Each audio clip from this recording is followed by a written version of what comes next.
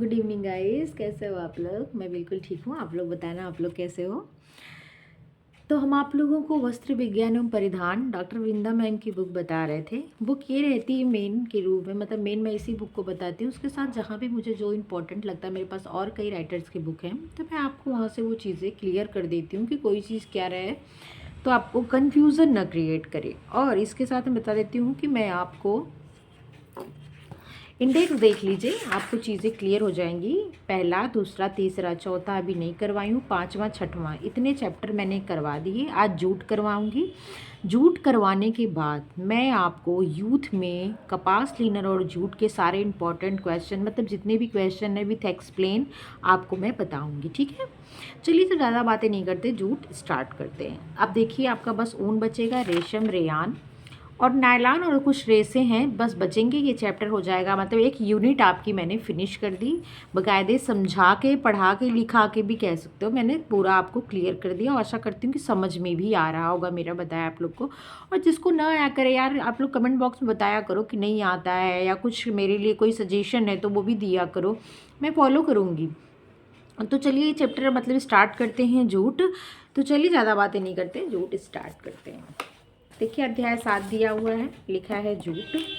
Jute आप जानते हैं, इससे मोटी चीज़ें बनती हैं, जैसे टाट कह सकते हैं, रस्सी कह सकते हैं, और मतलब और मतलब बरलेप, चटाइयाँ, ये सब चीज़ें सस्ती चीज़ें इससे बनती हैं। वजह क्या है, ऐसा नहीं कि इस रेसे में चमक नहीं है या ये रेसा अच्छा नहीं है, नहीं है, इसमें सारी क्वालिटी है, कॉटन से अच्छी क्वालिटी है। लेकिन बस इतनी सी वजह है, क्या है, इसमें कॉविसनेस, जो सटने की क्षमता होती है ना रेशों में, वो चीज़ नहीं है। इसीलिए क्या होता है, इससे मोटी चीज़ें बनाए जाते हैं। और आपको मैं पिछले अध्याय में पढ़ा चुकी हूँ कि रेसे के बहुत सारी क्वालिटियाँ ना, उसमें से उनके चमक, उनके लस्टर जिसे कहते हैं, फिर उसके सटने की क्षमता, उनमें अवशोषक क्षमता, उनकी अपघर्षण क्षमता, बहुत सारे मैंने 10, 12, 14 पॉइंट थे जो मैं सारे आपको क्लियर कराई थी। तो चलिए स्टार्ट करते हैं। देखिए क्या लिखा हुआ है। तो लीनन के समान जूट के रेसे भी जूट के पौधे के तने से प्राप्त किया था। ये कैसा रेसा है, तो आप पहली बात तो ये प्राकृतिक है। प्राकृतिक के अंतर्गत ये किस श्रेणी में आता है, तो ये वानस्पतिक रेशा है। उसके भी अंतर्गत किस श्रेणी में आता है, तो बीच में आपने दो पढ़े थे, कपास और कापोक, और उसके बाद जानतो है, वो मैं बाद में बताऊंगी, जिसमें ऊन और रेशम आता है। ये प्राणीज के अंतर्गत है, जैसे लीनन आपको ये वनस्पति के अंतर्गत तने में है, जैसे लीनन को आपने तने से प्राप्त किया था। लिनन प्राप्त कर रहे थे, जूट प्राप्त कर रहे थे, हेम प्राप्त कर रहे थे, बहुत सारे रेशे थे ना, अनानास की पत्तियों से प्राप्त कर, तो पत्तियों के रेशे थे। तो ये सही क्या है, जूट भी है क्या, तने से प्राप्त होने वाला रेशा है। जूट के रेशे पीले रंग के होते हैं। जूट के रेशे कैसे होते हैं, आपको दिखता तो है साफ। तो जूट के रेशे क्या होते हैं, पीले रंग के होते हैं।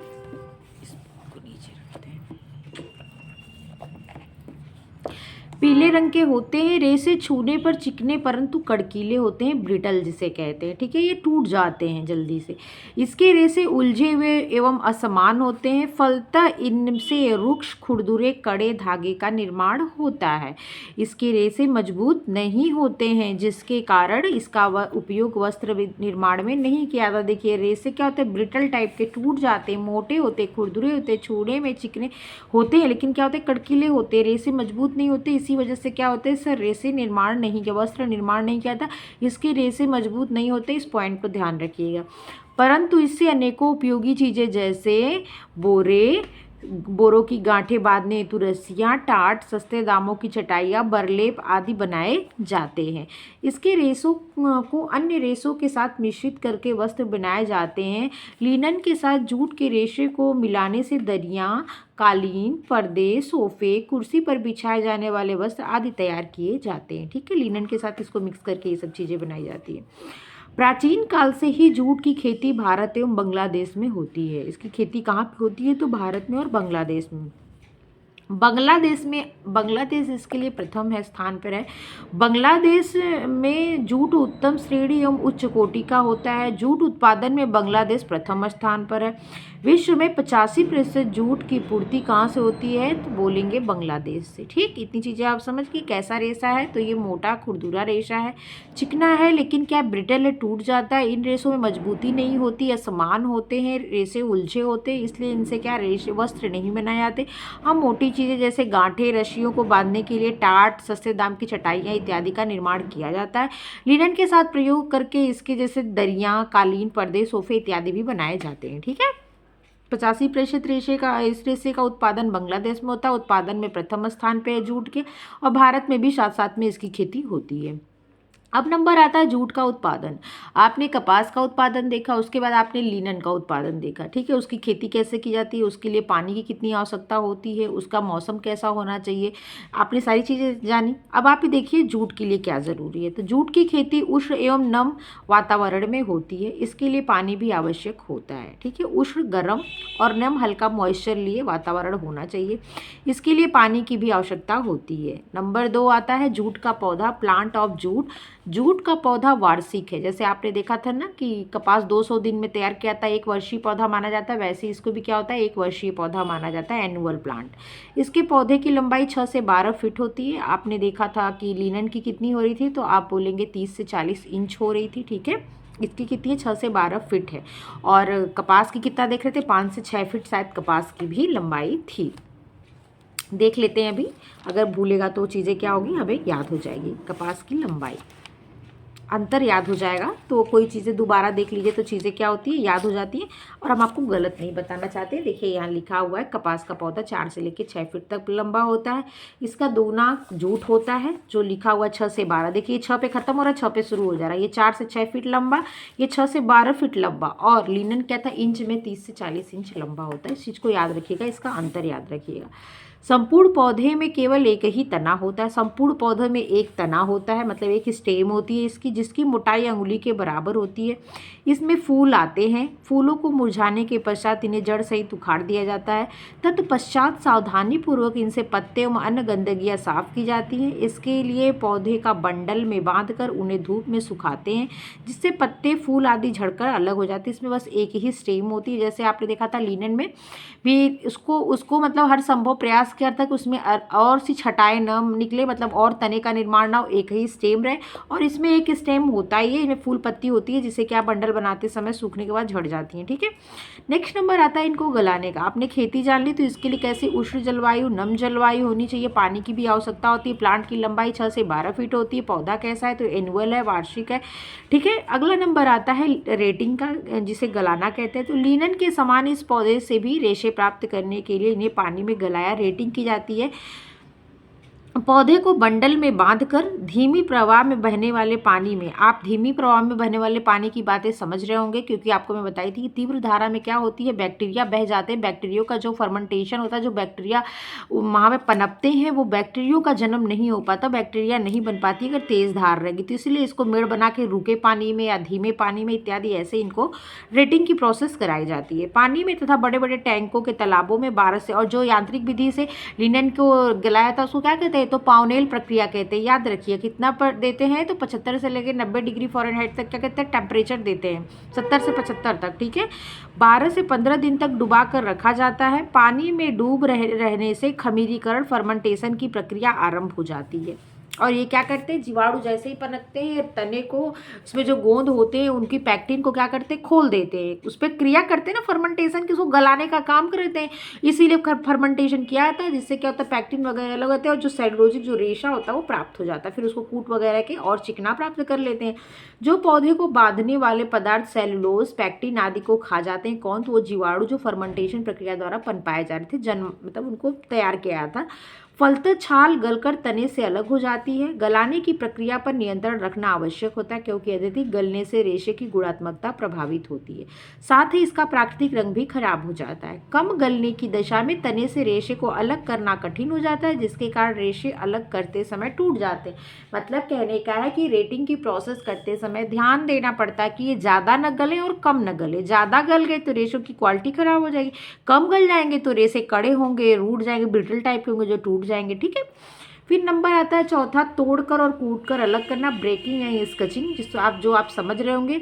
और इसके बाद एक हैकलिंग की प्रक्रिया और थी, जो रेसे की मतलब क्वालिटी की महीनता को जांची जा रही थी हैकलिंग की प्रोसेस से, जो आपने देखी थी लिनन में, ठीक है। तो इसमें क्या है, ब्रेकिंग। तो जूट के नरम एवं भीगे हुए पौधों को धूप में सूखने हेतु डाल दिया जाता है। इस प्रक्रिया में कुछ सीमा तक रेसे तने से अलग हो जाते हैं। इसके पश्चात तनों को बेलनों के बीच से होकर गुजारा जाता है, जिससे तने के छोटे छोटे टुकड़े बन जाते हैं और रेसे अलग हो जाते हैं। कूट कर रेशे प्राप्त करने के लिए इन्हें हाथों से अथवा बेलनाकार मशीनों से भी क्या किया था, निकाल कर पैडल की सहायता से घुमाया जाता है। इस प्रक्रिया से रेसे तने से अलग हो जाते हैं, ठीक है। स्केचिंग और ब्रेकिंग, मतलब ब्रेकिंग का मतलब तोड़ना, उनको कूटना होता है, और स्केचिंग मतलब वही रेशे को अलग करने की प्रोसेस, चाहे हाथ से चाहे मशीन से। अब कूटने का मतलब क्या, तो चिपटा करना रेसों को, मतलब उसे पीटेंगे तो और वो अलग होते जाएंगे। नेक्स्ट आता है कताई, स्पिनिंग करी जाती है। देख लीजिए नंबर 5 पे है कताई, जिसे कहते हैं स्पिनिंग। जूट के रेसे कड़े एवं कड़कीले होते हैं। इनमें तन्यता, प्रतिस्कंदता, लचक एवं प्रत्यास्थता का शक्त दबाव होता है। अब ये चारों चीज़ों का अंतर आप समझ रहे होंगे। लचक होती है, जो एक से लश्चर कहते हैं। प्रतिस्कंदता होती है, जिसे क्या कहते हैं, प्रतिस्कंदता रेश, मतलब उसका पूर्व आयतन को नहीं प्राप्त करते। प्रत्यास्थता मतलब इलास्टिसिटी, अपनी पूर्व आकृति को नहीं प्राप्त करते। तन्यता मतलब तनने की क्षमता, लचीलापन जिसे कहते हैं। इस कारण इसकी कताई करना कठिन होता है। अतः कताई से पूर्व उन्हें चिकना, मुलायम, नरम बनाया जाता है एक लेप के माध्यम से या मोम के माध्यम। जूट के रेशों में मोम का अभाव होता है, और लिनन के रेशों में भी होता है, लेकिन उनमें भी पाया जाता है, मोम पाई जाती है, और अच्छी खासी मात्रा में। सूखने पर वसा की मात्रा ज़्यादा थी मोम में, आपने देखा था। एक बार दिखा देते हैं आपको, क्या होगा, चीज़ें याद हो जाएंगी, ठीक है। देख लीजिए, इसमें देखिए 71% आप सेलुलोज, पानी 11%, और गोंद और पैक्टिन देखिए 9.5%। ये क्या भाई, ये परिपक्व नहीं है, अपरिपक्व अवस्था में इतना है। और देखिए परिपक्व होने पर इसमें 2 से 4% वसा पाई जाती है। सिद्ध शुद्ध वसा 2 से 4% है, और प्राकृतिक अशुद्धियाँ 26 से 30% है, ठीक है। इसमें क्या होता है, अभाव है, पैक्टिन का अभाव, मतलब गोंद का, मोम का अभाव है, इसीलिए रेशा ब्रिटल टाइप का, कड़कीला है, टूट जाता है, ठीक है। 1 मिनट होल्ड करिए। साथ ही रेसे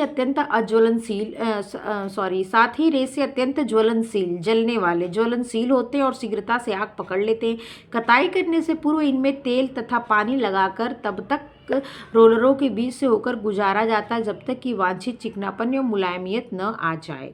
रोविंग फ्रेम की सहायता से इनके सूत तैयार किए जाते हैं। देखिए वेरी इंपॉर्टेंट टॉपिक है, पॉइंट है, लाइन है, ध्यान दीजिएगा। कौन सी प्रक्रिया द्वारा, रोविंग फ्रेम की सहायता से। देख रहे हैं, रोविंग फ्रेम, इनके सूत किसके द्वारा तैयार किए थे, तो रोविंग फ्रेम की सहायता से इनके सूत तैयार किए जाते हैं, जिन्हें बॉबिन पर लपेट लिया जाता है। अब यह सूत बुनाई, वीविंग के लिए तैयार है। इसके धागे मोटे एवं रुक्ष होते हैं। नेक्स्ट नंबर आता है वीविंग का, तो आप देख लो, बुनाई करना। जूट के धागे बन जाने के पश्चात भी इनसे बुनाई कार्य करना कठिन होता है, फलतः इनसे मोटे एवं खुरदुरे वस्त्र तैयार होते हैं। आपको मैं अभी सारा चीज़ समराइज करूंगी, फटाफट 1 लाइन में बताऊंगी, पहले आप पढ़ लो बुक को, ठीक है, बोर मत होना। जूट की विशेषताएं एवं उपयोग आपने देख लिया। जूट की क्वालिटी, प्रस्तावना के रूप में जूट का उत्पादन देख लिया। खेती कैसे की जा रही, उष्ण और नम वातावरण चाहिए। 1 वर्षीय पौधा है। पौधे प्लांट की लंबाई 6 से 12 फीट होती है। एक स्टेम प्लांट है, इसमें बस एक ही तना होती है। इसमें भी गलाने की प्रोसेस की जाती है। पानी, बहते पानी वो भी कम होता था। गलाने की प्रोसेस के द्वारा होता क्या है, तो ये पैक्टिन अलग हो जाते हैं सेलुलोज से। इसमें भी एक बात है कि इसको ज़्यादा और कम पर ध्यान देना चाहिए। फिर क्या है, तोड़ना और कूट कर अलग करना। तो क्या होता है, उससे ब्रेकिंग, तो कूटने से क्या होता है ना, कुटाई करने से चीज़ें क्या होती है, वो जैसे किसी भी चीज़ पे आप मारोगे, मैं कुटाई की बात करूँ, जैसे देखो आप दातुन करते हो, जब आप नीम की दातुन, जैसे उसकी जब दातुन करने के लिए नीम को तोड़ते हो, तो कुछ देर जब आप उसको चबाते हो तो देखो ब्रश टाइप का बन जाता है, और वो कैसा दिखता है, रेसे टाइप का लगता है कि नहीं लगता है। और जब आप तोड़ते हो तो क्या उसके अंदर वो चीज़ लगती है, नहीं लगती है, वो बिल्कुल लकड़ी की तरह दिखता है ना। लेकिन जब अपने दांतों के नीचे रख के आप उसको चबाते जाते हो, तो क्या होता है, ब्रश की टाइप का हो जाता है और रेसा जैसा दिखने लगता है। वही चीज़ है, तो दांत के नीचे आप दबा रहे हो, तो उसको कूच रहे हो, तो वो क्या हो रहा है, तब वो रेसा बन रहा है। जब उसको आप वही काम कूट कूट कर उसको करके, तो वो उनको क्या कहता है, फिर वो रेशे के रूप में प्राप्त हो जाते हैं। और स्केचिंग में क्या होता है कि एकदम हाथ और मशीन द्वारा रेशे के रूप में उनको प्राप्त किया था, ठीक है। और फिर देखिए, तो फिर आप आते हैं जूट की विशेषताएं एवं उपयोग। तो उत्तम कोटि का जूट चमकदार, कोमल एवं आकर्षण होता है। ध्यान दीजिएगा, उत्तम कोटि का जूट, इसे क्या कहते हैं? गोल्डन फाइबर भी शायद कहते हैं, गोल्डन फाइबर, सुनहरा, हाँ गोल्डन फाइबर इसे कहते हैं। क्योंकि क्या सुनहरा रेशा भी कह सकते हैं, सुनहरा रेशा, क्योंकि इसकी चमक कैसे होती है? सोने की तरह, मतलब पीली चमक अच्छी होती है। उत्तम कोटि का जूट चमकदार, कोमल एवं आकर्षण होता है। यह हल्के पीले रंग का होता है। इसका विरंजन, मतलब ब्लीचिंग की बात हो रही है, इसका विरंजन करना कठिन है, परंतु आजकल इसे विरंजित भी किया जाने लगा है। जूट की रेशे अधिक ताप एवं नम वातावरण में नष्ट हो जाते हैं। अधिक ताप पर, मतलब अधिक टेम्परेचर देने पर, ज़्यादा मॉइस्चर में ये रेशे नष्ट हो जाते हैं। इन पर सूक्ष्म जीवों का भी अत्यधिक प्रभाव पड़ता है।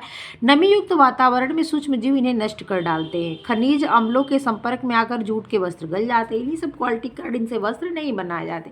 अत्यधिक तीव्र क्षार का प्रभाव भी इनको हानिकारक होता है। इससे रेशे निर्बल होकर कमजोर हो जाते हैं, जिससे इनकी कार्य क्षमता कम हो जाती है। ठीक है। जूट को रंग कर इनसे विभिन्न उपयोगी चीज़ें, थैले आदि बनाए जाते हैं। जूट के थैले आजकल मार्केट में बहुत मिलते हैं। जूट का बोरे बनते हैं, देखिए जूट से। जूट का अधिक उपयोग बोरी, कट्टे, दरी, रस्सियाँ आदि में तैयार किया था, मतलब उपयोग किया था। आजकल ब्लीच किए हुए जूट का उपयोग सूती वस्त्र निर्माण में ताने और बाने के बीच रिक्त स्थान को भरने के लिए किया था। आजकल तो जूट सिल्क करके साड़ियाँ भी आने लगी हैं। ठीक है। बीच रिक्त स्थान को भरने के लिए किया था। इससे जल अवरोधक, अग्नि अवरोधक आदि उपयोगी वस्त्र बनाए जाते हैं। जल का मतलब जो जल उसको भेद न सके, अग्नि का मतलब अग्नि न भेद सके। देखिए चैप्टर यहाँ पे फिनिश हो जाता है। बहुत छोटा सा चैप्टर था, बस 2 पेज का। आपको मैं ये चीज़ें क्या समराइज करके समरी के रूप में एक एक लाइन में बता देती हूँ, कि उससे क्या होता है, माइंड में चीज़ें सेट हो जाती हैं। अब मैं आपको इसका कल यूथ के जितने सारे क्वेश्चन हैं, सारे क्वेश्चन कराऊंगी, और मेरे पास जो एक्स्ट्रा क्वेश्चन होंगे वो भी मैं आपको करवाऊंगी। ठीक है। आपने यहाँ लिख लेना है जूट, ये हो गया जूट।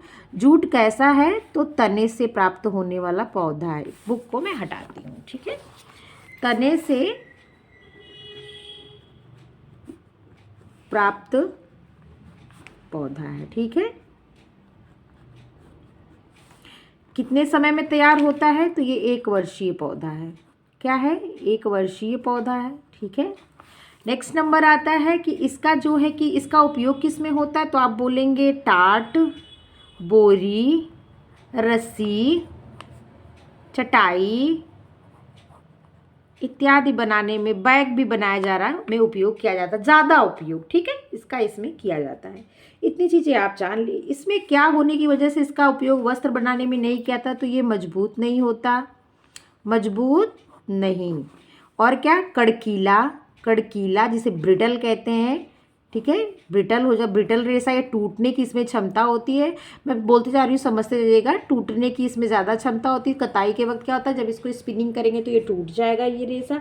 ये रेशे क्या होते हैं? उलझे होते हैं, असमान होते हैं। क्या होते हैं? उलझे होते हैं एंड असमान, पैरेलल नहीं होते, बराबर नहीं होते। और आपने देखा है कि स्टेपल रेशे से उतने अच्छे वस्त्र नहीं बनते, लेकिन कपास उसका अपवाद है। और नहीं तो वैसे फिलामेंट के रेशे से ही अच्छे वस्त्र बनते हैं, चमकदार सुंदर क्वालिटी लिए हुए। ठीक है। फिर नेक्स्ट नंबर आता है, तो आप बोलेंगे बांग्लादेश। प्रथम स्थान पर क्या है? तो आप बोलेंगे मैम बांग्लादेश। इसमें 85% पूरे विश्व का ये अकेले उत्पादन करता है। कौन? बांग्लादेश। ठीक है। भारत में भी इसकी खेती होती है बांग्लादेश के साथ साथ। अब नेक्स्ट नंबर आता है कि इसकी जलवायु कैसी होनी चाहिए? तो आप बोलेंगे इसकी जो जलवायु होती है, एक उष्ण होनी चाहिए, और क्या होनी चाहिए? नम होनी चाहिए। ठीक है। इतनी चीज़ें आप जान लिए। उष्ण होनी चाहिए, नम होनी चाहिए। इसके पौधे की लंबाई कितनी होती है? तो आप बोलेंगे मैम ये 6 से 12 फीट लंबा पौधा होता है। ठीक है। फीट लंबा होता है। ठीक। फिर उसके बाद आप बोलेंगे इसको बनाने की प्रोसेस क्या होती है? तो मैम इसको इतना, मतलब हार्वेस्टिंग इसकी कर दी, तो उसके बाद इसकी रेटिंग करते हैं, इसको लाते हैं। वही हार्वेस्टिंग का मतलब खेत से काट कर लाना, बंडल बनाकर, ये हार्वेस्टिंग की प्रोसेस के बाद आप रेटिंग करते हैं। और रेटिंग, और इसमें हार्वेस्टिंग करने के बाद जूट का जो प्लांट होता है उसको जब बंडल बना के लाते हैं, तो वो क्या होता है, प्लांट सूख कर उसकी पत्तियाँ और जो चीज़ें होती हैं वो अलग हो जाती है। उसमें स्टेम बस एक ही होता है, तो उसमें बहुत ज़्यादा मेहनत करने की ज़रूरत नहीं होती। जैसे आप उसमें रिपलिंग कर रहे थे ना, तो उसमें रिपलिंग नहीं होती, इसमें क्या होती है, डायरेक्ट रेटिंग होती है। ठीक है। रेटिंग और रिपलिंग भी कर सकते हैं भाई, अगर खींचना निकालना हो तो रिपलिंग भी कर दो। तो इसमें क्या है, मैं बुक के अकॉर्डिंग बता रही थी, इसमें रेटिंग दिया हुआ है। तो रेटिंग में क्या देखे थे आप? तो आप इसको रेटिंग कराएंगे। और रेटिंग में सेलुलोज क्या होता है, मोम से सेलुलोज जो पैक्टिन होता है वो अलग होता है। कौन करता है? तो जो जीवाणु पनपते हैं वो करते हैं। रेटिंग में भी ध्यान देना चाहिए, ज़्यादा न गल पाए और कम न गल पाए, ठीक है। उसके बाद क्या आता था, तो आप बोलेंगे स्केचिंग, ब्रेकिंग एंड स्केचिंग की इसमें प्रोसेस हो रही थी मैम, ब्रेकिंग हो रही थी, फिर स्केचिंग हो रही थी, फिर क्या हो रही थी, तो स्पिनिंग हो रहा था, उसके बाद वीविंग की प्रोसेस हो रही थी, ठीक है। इतनी चीज़ें इस पर हो रही थी। ये कैसा है, तो चमकदार, गोल्डन फाइबर भी कहते हैं, चमकदार है, ताप और ये नम वातावरण में। इसमें क्या होता है, कुछ मतलब इसकी डिसक्वालिटी कह सकते हैं, इसमें कुछ क्या कह सकते हैं हम, कमियां है रेसों में। जैसे नम वातावरण है, ताप में क्या होता है, ये नष्ट हो जाता है, ये ज्वलनशील है, इस पे अम्ल का प्रभाव पड़ता है, क्षार का प्रभाव पड़ता है। इसमें क्या होता है, इससे मोटे वस्त्र बनाए जाते हैं, इसमें क्या होता है, सटने की क्षमता नहीं होती इन रेसों में, ये रेसे असमांतर होते हैं। ये सब क्वालिटी के कारण क्या होता है, इससे वस्त्र नहीं बनते। हाँ, लेकिन इसमें लिनन का प्रयोग करके, जैसे क्या बोलते हैं, कुर्सी पे रखने वाले और जैसे सोफा पे रखने वाले कालीन, दरियाँ इत्यादि चीज़ें बनाई जाती हैं। अब इसका प्रयोग करके, जो मैं जूट सिल्क, मेरे पास साड़ी है इसकी, यहाँ पे है नहीं वरना मैं दिखाती, जूट सिल्क की साड़ी। अब साड़ियाँ वगैरह बनने लगी हैं, इसका प्रयोग मतलब अब एक अच्छे लेवल पे इसका उपयोग होने लगा है, ठीक है। उसके बाद ये चैप्टर देखिए समाप्त हो जाता है। मैंने सारी इंपॉर्टेंट चीज़ें इसकी आपको बता दी। मैं आशा करती हूँ कि आपको ये चैप्टर समझ में आया होगा। अगर आपको समझ में आया तो लाइक शेयर सब्सक्राइब कर देना। और एक बात, कल जो इसके जितने भी सारे क्वेश्चन है कपास के, लिनन के और जूट के, मैं आपको करवाऊंगी, ठीक है। या आगे यूथ के और भी जो क्वेश्चन करवाऊंगी, बुक से भी बुक में भी क्वेश्चन बहुत सारे हैं मेरे पास, वो भी सारे क्लियर आपको करवा दूंगी। कोई चीज़ मैं आपको नहीं छोड़ूंगी। हाँ, मैं उनके लिए 100% मतलब एफर्ट करती हूँ, मेहनत करती हूँ, जिन बच्चों की इतनी मतलब वो नहीं है कि वो कोचिंग कर सके या कुछ पारिवारिक हालत ठीक नहीं है, वो बच्चे को लिए मैं ध्यान रखती हूँ ज़्यादा से ज़्यादा, ठीक है। तो अगर आपको मेरी वीडियो अच्छी लगे तो आप उन लोग तक भेज सकते हैं। अगर आपके कोई ऐसा हो जो मतलब कोचिंग नहीं ले सकता है या कुछ उनके घर माली हालत ठीक नहीं, तो उन लोगों को आप ये वीडियो भेज सकते हो, जिससे उनको फ़ायदा मिलेगा। और मैं उन लोगों को ज़्यादा ध्यान रख के चीज़ें इसलिए ज़्यादा एफर्ट करती हूँ, ज़्यादा चीज़ें बताने की कोशिश करती हूँ, ठीक है। अगर आपको मेरी वीडियो अच्छी लगी तो लाइक शेयर सब्सक्राइब करना। देखने के लिए थैंक यू।